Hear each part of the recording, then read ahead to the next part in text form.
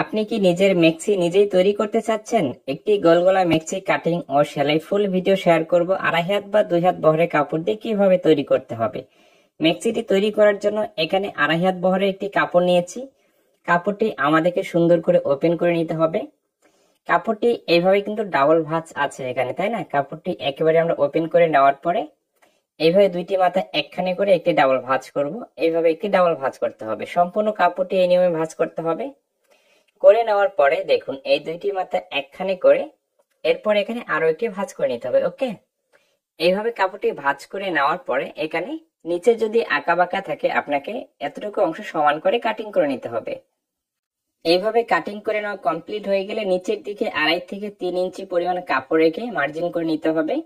এতটুকু কাপড় আমাদের নিচে মুড়িয়ে সেলাই দিতে হবে। এখানে যদি আপনি 1 থেকে 1.5 ইঞ্চি কাপড় রাখেন, মেক্সিটি কখনো লম্বা শর্ট হলে আপনি বাড়িয়ে নিতে পারবেন না।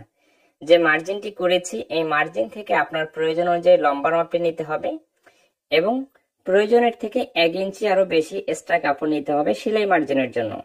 মেক্সিটি আমি 55 ইঞ্চি লম্বা তৈরি করব, তাই 56 ইঞ্চিতে এখানে মার্জিন করে নিচ্ছি। এভাবে মার্জিনটি করে নেওয়ার পরে মার্জিনটিকে আমরা সোজা করে এইভাবে টেনে নেব। ওকে, এইভাবে মার্জিনটি টেনে নেওয়ার পরে মার্জিন বরাবর আমাদের কাটিংটি করে নিতে হবে। এই মেক্সির কাপড়ের যে ফুলটি হচ্ছে একদিকে, আমরা যদি এইভাবে বিছিয়ে কাটিং করি তাহলে একটি ফুল উপরে যাবে, একটি ফুল নিচে যাবে। এইভাবে আবারও পুনরায় আমাদেরকে দুইটি কাপড় সুন্দর করে বিছিয়ে নিতে হবে। এইভাবে বিছিয়ে নিলে ঠিক আছে, দুইটি ফুল একই দিকে থাকবে দুইটি পাটেরই।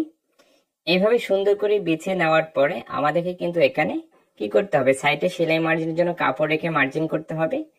তো এখানে সাইডে ফলস কাপড় থাকার কারণে এখানে আমি 1.5 ইঞ্চি পরিমাণ কাপড় রেখে মার্জিন করেছি। এরপরে বডির মাপটি নিতে হবে। বডির মাপটি এখানে 48 ইঞ্চি তৈরি করব। 48কে 4 ভাগ করলে কত হচ্ছে 12, 4 বার 48 ইঞ্চি, এখানে 12 ইঞ্চি দেবে মার্জিন করে এইভাবে কাপড়টি এদিকে ভাঁজ করে নিতে হবে। সেম ভাবে আপনারও বডির মাপ অনুযায়ী মাপটি নেওয়ার পরে বাকি কাপড়টি এদিকে ভাঁজ করে নিতে হবে। এরপরে শোল্ডারে এখানে 1/2 ইঞ্চি কাপড় রেখে একটি মার্জিন করতে হবে। তো এখন আমাদেরকে যে কাজটি করতে হবে, এখানে শোল্ডারের মাপটি নিতে হবে। শোল্ডারের মাপটি এখানে আমি 15.8 ইঞ্চি নিয়ে নিচ্ছি, মানে 2 সুত কম 8 ইঞ্চি নিয়ে নিচ্ছি। সেলাই মার্জিন চাওয়ার পরে এখানে 7 ইঞ্চি 2 পয়েন্ট থাকবে। এইভাবে শোল্ডারের মাপটি নেওয়ার পরে মার্জিনটি নিচের দিকে আমাদেরকে সুন্দর করে টেনে নিতে হবে।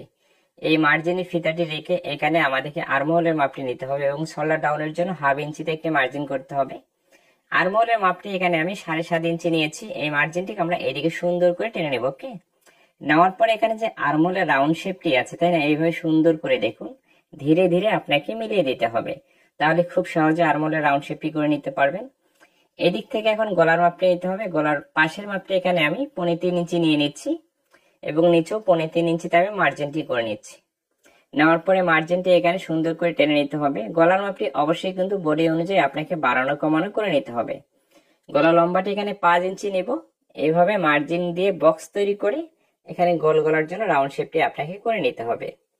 নেওয়ার পরে গলার যে মাপটি নিয়েছি, তাই না, এই মাপ থেকে আমি 3 ইঞ্চি দেখুন করে এইভাবে সম্পূর্ণ অংশটি রাউন্ড করে মার্জিন করে নিচ্ছি।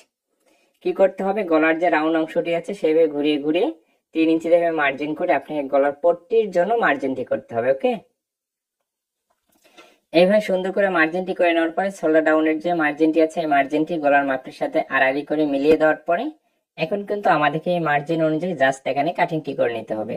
আপনি যদি আমার পরবর্তী ভিডিওগুলো নিয়মিত দেখতে চান, ইউটিউব চ্যানেল থেকে দেখলে অবশ্যই চ্যানেলটিকে সাবস্ক্রাইব করে রাখবেন এবং ফেসবুক পেজ থেকে দেখলে অবশ্যই পেজটিকে ফলো দিয়ে রাখবেন এবং ভিডিওটি দেখার পরে আপনার মূল্যবান মতামতটি অবশ্যই কমেন্ট বক্সে জানিয়ে যাবেন এবং বন্ধুদের মাঝে শেয়ার করবেন, তারাও যেন দেখতে পারে।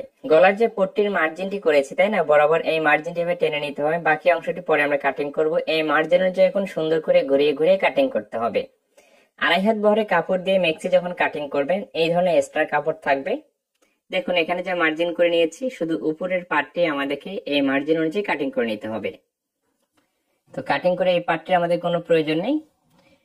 তো আর্মহোলের বরাবর এখান থেকে আপনি কুচি দিতে পারেন, যেহেতু কুচির জন্য পর্যাপ্ত পরিমাণ কাপড় আছে। কুচির কাপড় কম হয়ে গেলে কুচিটি আপনাকে প্রয়োজনে আরো নিচে থেকে দিতে হবে। তো এইভাবে কিন্তু ঠিক আছে। যদি একটি গোল গলা মেক্সি আপনি কাটিং করেন, কাটিং করার পরে গলার পট্টিটি এইভাবে কিন্তু থাকবে না, এখানে আমাদের সেলাই মার্জিন চলে যাবে। এই জন্য দেখুন এইভাবে 1/2 ইঞ্চি আমরা উপরে উঠিয়ে রাখবো।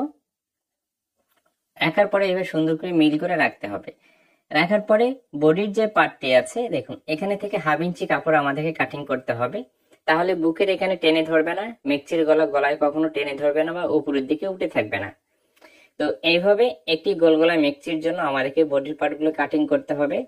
এখানে যে পট্টিগুলো কাটিং করেছি, আপনারা অনেকজনে মনে করেন এখানে 2টি পার্ট, এখানে 4টি পার্ট আছে, আপনাকে আমি দেখিয়ে দিচ্ছি। ওকে, তো এইভাবে একটি পার্ট দেখাচ্ছি, এরপরে আরো একটি পার্ট, 2টি পার্ট, এখানে 2টি পার্ট আমাদের একটি বডির পার্টের জন্য, এখানে আছে 2টি পার্ট আরেকটি বডির পার্টের জন্য।